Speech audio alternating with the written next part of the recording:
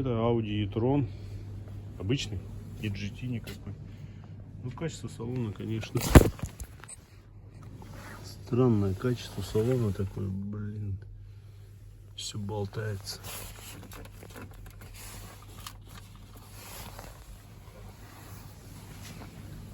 Хотя просторный, и это кроссовер, он довольно-таки высокий.